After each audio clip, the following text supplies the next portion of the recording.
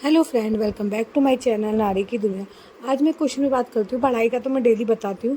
मुझसे किसी ने पूछा था कि वो शादीशुदा हैं और वो बदलना चाहती हैं अपनी लाइफ और कुछ करना चाहती है लाइफ में, कुछ अचीव करना चाहती है। लेकिन वो ये सोचती रहती है कि उन्होंने जब नहीं पढ़ाई करी, पास्ट में पढ़ाई नहीं करी, काश जब कर लेती। तो ये सारी चीज़ें उनके दिमाग में चलती रहती है और इसलिए वो कभी भी मोटिवेट होकर पढ़ नहीं पाती। तो मैं उनसे कहना चाहूँगी, देखो, सबसे पहले हमें पास्ट को हम बदल नहीं सकते। हमारे हाथ में सिर्फ और सिर्फ प्रेजेंट है और प्रेजेंट पर काम करके हम फ्यूचर को बदल सकते हैं। तो आप पास्ट के बारे में सोचना तो बिल्कुल छोड़ दीजिए, अपने आगे के बारे में सोचो। और आप ये सोचो कि आप एकदम से 10 घंटे पढ़ लो, आपने 1 साल से कुछ नहीं पढ़ा या 2 साल से कुछ नहीं पढ़ा या काफ़ी टाइम से कुछ नहीं पढ़ा, एक साथ आप 10 घंटे या 5 घंटे 6 घंटे पढ़ लोगे, ऐसा पॉसिबल नहीं है। छोटे छोटे गोल बनाने चाहिए, क्योंकि बड़ी बड़ी सफलता का जो राज होता है ना, वो जो डेली आप 24 घंटे में क्या करना है उस पर डिपेंड करता है। अगर आप डेली 24 घंटे में से ज़्यादा नहीं 6-7 घंटे भी अपने आप को दे रहे हैं, 6-7 तो अभी तो वैकेंसी नहीं है, 6-7 नहीं ज़्यादा बोली, 4-5 घंटे भी दे रहे हैं और बाद में वैकेंसी आने के बाद आप 6-7 घंटे डेली दे रहे हैं, तो आपका कोई ना कोई एग्ज़ाम जरूर निकल जाएगा। सबसे पहले अपने आप को लाइफ में अपने लिए सीरियस होना।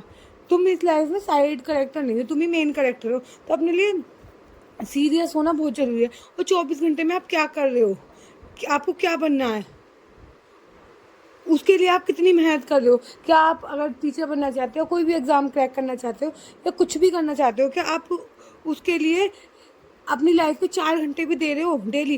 कभी 1-2 दिन निकाल दो कि 1-2 दिन पढ़ाई नहीं हो, वो सबके साथ होता है, कोई फेस्टिवल आ गया, घर में कोई गेस्ट आ गए, लेकिन आप मोस्टली पढ़ाई कर रहे हो, तो डेफिनेटली आपको कोई ना कोई एग्ज़ाम ज़रूर निकल जाएगा। तो ये सब सोचने छोड़ दीजिए कि, और ना सबसे बड़ी गलती क्या होती है, लड़की को कंपैरिजन करती हैं कि मेरे घर पे तो इतना सारा काम है, मैं नहीं कर पा रही। मतलब हर चीज़ का कंपैरिजन किसी दूसरी चीज़ से। तो किसी भी चीज़ का कंपैरिजन मत करो। जो तुम्हारे लिए टाइम है, तुम्हें अपना उस टाइम में अपने आप को बेस्ट देना है, क्योंकि सबका टाइम अलग होता है। सब कहता है स्टडी, अपना टाइम शेड्यूल बता दो, अपना कैसे पढ़े, कहाँ कैसे करना है वो बता दो। देखो, सबका वीकनेस है, सबकी स्ट्रेंथ सबके अलग अलग होते हैं। जैसे मेरा कोई सब्जेक्ट वीक है, हो सकता है वो आपका स्ट्रॉन्ग हो, और आपका कोई सब्जेक्ट वीक है, हो सकता है मेरा स्ट्रॉन्ग हो। तो सबकी वीकनेसेस और सबकी अचीवमेंट अलग अलग होती हैं। तो यहाँ मैं बता देती हूँ, फर्स्ट स्टडी स्लॉट करने आ गई हूँ, और यहाँ पे फर्स्ट स्टडी स्लॉट में एज यूजुअल में मेरे वोकैब 722 वोकैब कंप्लीट होगा। और अब एंटोनियम सिनोनियम में पढ़ी हूँ, और ये नीतू सिंह की बुक है। तो आपने सुना तो होगा कि सोना भी आग में जाए बिना खरा नहीं होता। तो आप ये बिना मेहनत के कामयाबी मिल जाएगी, ऐसा कुछ भी नहीं होता। देखो, तपना तो पड़ेगा। बहुत लोग हैं, और आप सोचो, आपको एक अच्छी किस्मत मिली है, इतनी अच्छी अपॉर्चुनिटी मिली है, आप पढ़ सकते हो, लेकिन आप सिर्फ इसलिए नहीं पढ़ रहे कि आप पास्ट के बारे में सोच रहे हो। हाँ, हो सकता है टाइम आपको नहीं मिल पा रहा, टाइम मैनेज करने में लग रहा है, लेकिन आप सोचोगे 10 घंटे एक दिन में पढ़ लूँ इतने टाइम बाद, तो आप एक दिन पढ़ने के बाद पता चलेगा एक ही दिन पढ़े 10 घंटे और लगा दिया 15 दिन का ब्रेक, तो वहीं आ जाता। इससे अच्छा तो 10 घंटे एक दिन ना पढ़ के डेली 4-4 घंटे पढ़ो, तो आपको पता भी नहीं चलेगा आपके कितने सारे टॉपिक कंप्लीट हो गया, कितना सारा सिलेबस कंप्लीट हो गया। और जब हमारे टॉपिक और हमारे सिलेबस कंप्लीट होते हैं ना, मैं सच बता रही हूँ, मैंने काफ़ी टाइम से इसे फॉलो कर रही हूँ, आप मेरे ब्लॉग भी देख रहे होगे, मुझे भी दिक्कत आ रही थी तैयारी करने में, सब चीज़ें करने में। तो कॉन्फिडेंस बिल्ट होता है, ये कितना ज़्यादा कॉन्फिडेंस कि हाँ, ये वाला सब्जेक्ट तो हमारा तैयार है, इस सब्जेक्ट से कोई भी चीज़ कुछ भी पूछेंगे तो हाँ, हम 100 नहीं तो 90 क्वेश्चन तो अटैम्प्ट कर ही लेंगे। एक वो वाला कॉन्फिडेंस आता है। और ये वाली बात है, दुनिया में मुश्किल कुछ भी नहीं है, बस हमें करने की चाह होनी चाहिए। अगर हम जिस चीज़ को पाना चाहते हैं वो चाह है ना, तो मुश्किल इस दुनिया में कुछ भी नहीं है। तो अपना कंपैरिजन किसी से भी करना छोड़ दो।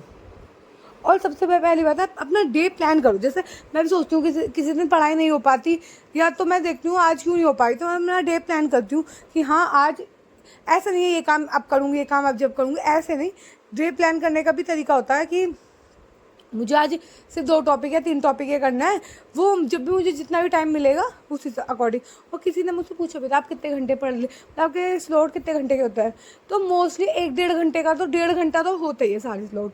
और डिपेंड करता है, अगर मान लो कोई सब्जेक्ट हार्ड है या फिर मुझे थोड़ा सा उसमें ज़्यादा वो आ गई तो थोड़ा सा टाइम एक्स्ट्रा लग जाता है। और कोई सब्जेक्ट ईजी है, जैसे हिंदी पढ़ रही हूँ मैं या फिर मैं कोई और सब्जेक्ट पढ़ रही हूँ तो मुझे लगता है कि हाँ वो बहुत ईजी है तो मेरा जल्दी हो जाता है। लेकिन हाँ, ऑन एन एवरेज मैं बता के चलूँ, मैं पूरे दिन पे ऐसा नहीं है मैं 6 या 7 घंटे पढ़ रही हूँ, इतना नहीं पढ़ पाती बिकॉज ऑफ प्रेगनेंसी में पढ़ाई पे इतना ज़्यादा फोकस। फिर भी है कि मुझे आगे भाई एग्ज़ाम तो देने हैं, पेपर तो क्रैक करना ही है, क्योंकि बीच में भी जब बेबी होगा उसके बाद 1-1.5 महीने का गैप लगेगा और भी मुझे पता नहीं कितना गैप लगेगा। 1-1.5 महीने का तो मैं गैप मान के चल रही हूँ। तो अभी तो मैं स्वस्थ हूँ और पढ़ सकती हूँ तो इसलिए मैं पढ़ रही हूँ। तो मेरी पढ़ाई ऑन एन एवरेज 4 से 5 घंटे के बीच में होती है, इससे ज़्यादा नहीं हो पाती क्योंकि इससे ज़्यादा मैं पढ़ भी नहीं पाती और मैं थक जाती हूँ। फिर घर के भी काम होते हैं और मुझे मतलब बहुत नींद आती है। तो ये सारी सिचुएशन मेरे साथ चल रही है। और देखो मेरा क्या है, मुझे KVS और DT+ भी देना है, हरियाणा कोई एग्ज़ाम निकलेगा और तो हरियाणा का देना है, मुझे और कोई एग्ज़ाम नहीं देना। तो KVS की निकलेगी तो KVS का मैंने बहुत सारा सिलेबस कर रखा है और KVS का डिटेल मैंने पहले भी कलेक्ट कर रखा है तो थोड़ी बहुत नॉलेज है उस चीज़ की। तो कहीं ना कहीं मेरे को ये है कि और DT+ भी आएगा तो उसके लिए भी काफ़ी चीज़ें पढ़ रखी हैं।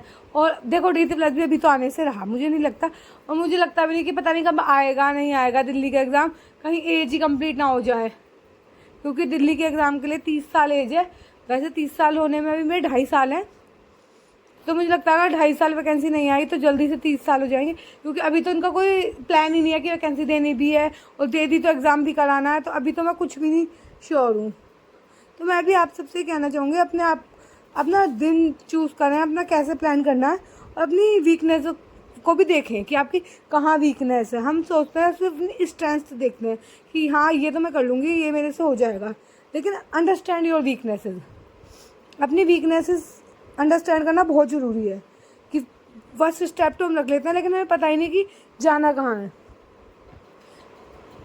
तो अब देखो तैयारी वैकेंसी का कुछ नहीं पता, तो अब तो मैं सिर्फ और सिर्फ इसलिए पढ़ रही हूँ क्योंकि मुझे पता है कि जब मेरा बेबी डिलीवर हो जाएगा तब मैं बिल्कुल भी ध्यान नहीं दे पाऊँगी अपने ऊपर, और शायद नहीं ना भी पढ़ पाऊँ, और उस बीच में मैं पढ़ना भी नहीं चाहती क्योंकि मैं अपने बेबी को पूरा टाइम देना चाहती हूँ। तो जब मुझे लगेगा कि हाँ पढ़ सकती हूँ जब ही पढ़ूँगी। तो आज की वीडियो में इतना ही। अगर आपको वीडियो पसंद आई है तो वीडियो को लाइक करना, चैनल पर नए हैं तो सब्सक्राइब करना।